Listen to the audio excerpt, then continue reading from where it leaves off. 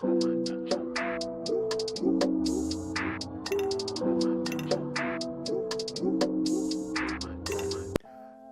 what's going on, y'all? My name is Tim, and this is gonna be the first video I'm ever gonna post on this channel. I wanted to get something out before the year was done, just to let you guys know what type of content I'm interested in creating. Things might change, and I know as we move forward, I'm probably gonna have a more set schedule. Right now, I'm just gonna try to crank out a video like every week. I'm thinking Fridays.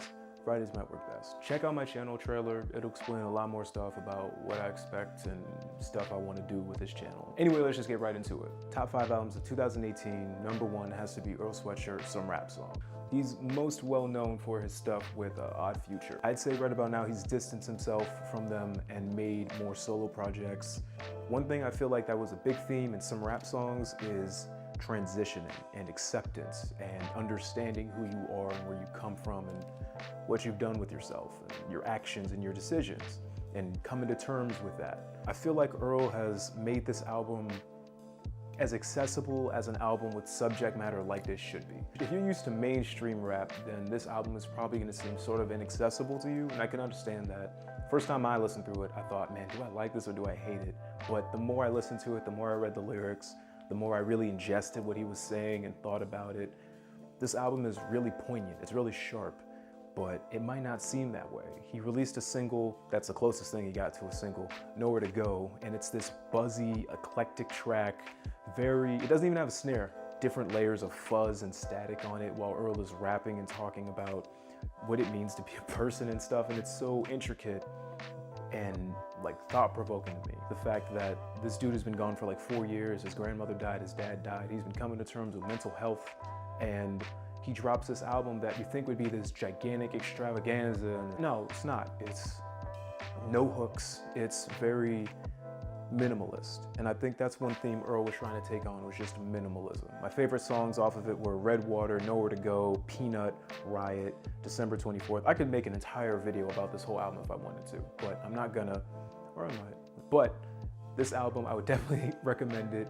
I'm not gonna say it's super conventional. I'd say this album needs to grow on you.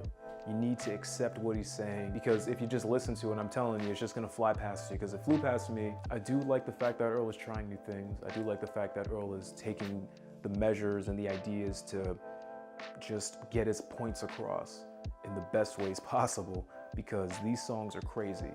Riot is a really good song. It's purely instrumental, there's none of that, but if you look up why, it's a very good song. I'm not gonna get that deep into it because we got like 4 of the albums to talk about, so. Album number 2, Blood Orange, Negro Swan. Dev Hynes, otherwise known as Blood Orange, has got to be one of my favorite R&B artists out right now.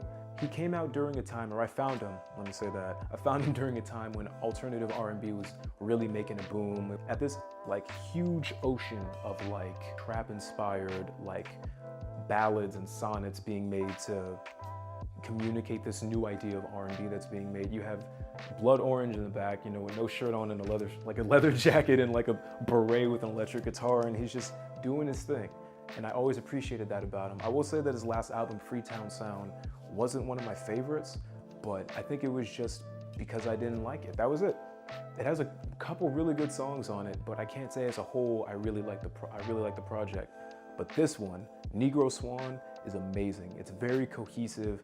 It takes on the ideas of identity and what it means to have family and community and to be brought together for something greater and acceptance, and it's really a thick sounding album. I'd say my favorite songs have to be Charcoal Baby, Saint, Jewelry, Smoke. Smoke, actually, he recently did a remix, and I suggest you check out that remix. It's very good. Blood Orange Smoke remix. It's very texturized, and it has a special feature on it where it might surprise you, but okay. Album number 3, Beach House 7. Beach House is gotta be one of my favorite bands. I don't even really listen to that many shoegaze. They're a shoegaze dream pop duo with guitars and keyboards and very, I wouldn't say melancholy vocals, but very relaxed, almost beckoning. I feel like their last few albums have kind of been very hit or miss, with Depression Cherry and Bloom and Thank Your Lucky Stars. All these albums coming out, and it seems like they're just reiterating on the same themes that they conquered in Teen Dream. But I feel like for that reason, this album hits so much harder. 7 has got to be one of the most experimental, like dream pop albums, shoegaze albums. I don't even know if I can say that anymore because it's so different. It's so dense. It's thick. It's a crazy sounding album. And I'm glad I took a chance to listen to it because it's an amazing album. I would suggest you check it out. My favorite songs off of it were Dark Spring, Dive, Black Car, Drunk in LA. All these sounds are very different, but it's enough to keep you captivated. And I think that's why this album has value, is because it circumvents expectations, but at the same time, it delivers a product to you that you didn't know you wanted. And that's why I enjoy it. Number 4, Young Lean, Poison Ivy. Young Lean is a 22-year-old Swedish rapper. If you've never heard of him, this is what he looks like. Most people, when you bring up Young Lean who haven't heard of him, don't expect him to look and who he is or be who he is, but that's kind of why I like him.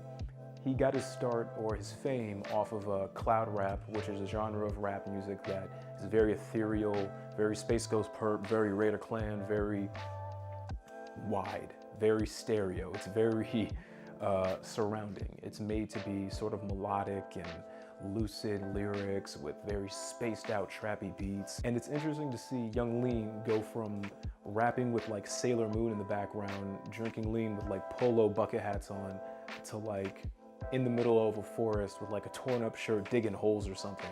And I think that's interesting. I think that the progression of your art and progression of the stuff you make can reflect a lot about you and what you've been through, but that's what it's supposed to do. So I don't have a problem when he makes these changes. A lot of people will say that Poison Ivy was lackluster, or that it was boring, or that it wasn't. I feel like this album is exactly what it needed to be. It needed to be what Lean wanted it to be, and that was memoirs. They were ideas. One of my favorite songs from his last album, Stranger, I'm bringing it up because this song is great, Agony. Agony was a song written by Young Lean after a drug overdose while he was in a medical unit, and it's so raw. Like, he doesn't hide anything. He, can't write a song, only do hooks, take a pill and go to sleep, I'm chasing witches in the street. It's just him and a piano and melancholy, solemn tunes. Poison Ivy feels like agony, and that's weird to say, but it has that same attitude. It has that same, here's everything about me. Here's my vulnerabilities, here's my emotions, here's everything about me that makes me me, and I'm just gonna keep doing it. There's a quote by Lean saying, you do 3 rap albums and you can do whatever you want. And I feel like for a long time, Lean has been limiting himself by making different names and different monikers. He makes post-rock. He's in a post-rock band under the name Jonathan Lean Doer 17 or something. And he's got Dude Mark, and he's got all these other bands and all these other interests that show that he's varied as a person. And I feel like the one thing Lean doesn't want to do is be constricted to a box. And I feel like this album shows you Lean seeing the box you want to put him in, and he just sets it on fire and he says, this is who I am, this is what I do.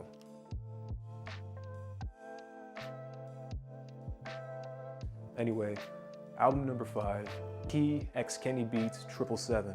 This album has got to be one of the best albums to listen to if you want to have fun. If you want to listen to an album that is varied in tone, has amazing production, great vocal performances, then listen to 777. Key has got to be one of my favorite rappers now, and this album definitely proves it. If you know who Key is, he's an Atlanta-based rapper.